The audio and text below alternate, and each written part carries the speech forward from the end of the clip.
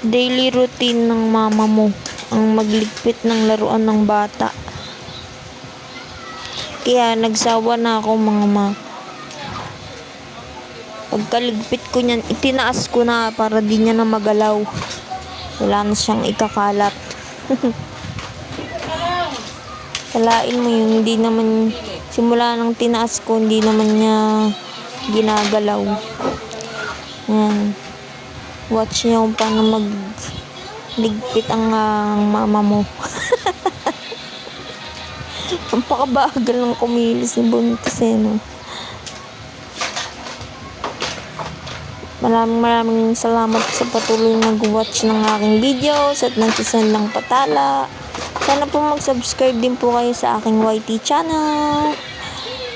God bless you, mga mamsi, papsi, and sisi.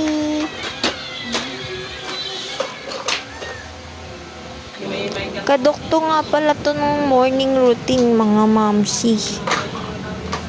May 24 to. Bago birthday ko, naglinis ako ng bahay.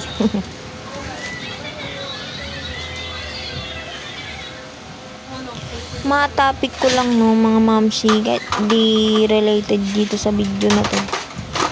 Yung mga ayaw magpa-comment ng mga stickers, avatar sa mga uploaded contents nila, hindi naman totoo, makaka-apekto yun sa hindi ka naman magkaka-restrictions or violations pag nag-comment ka ng stickers or avatars. Diyos ko, napaka-maseselan.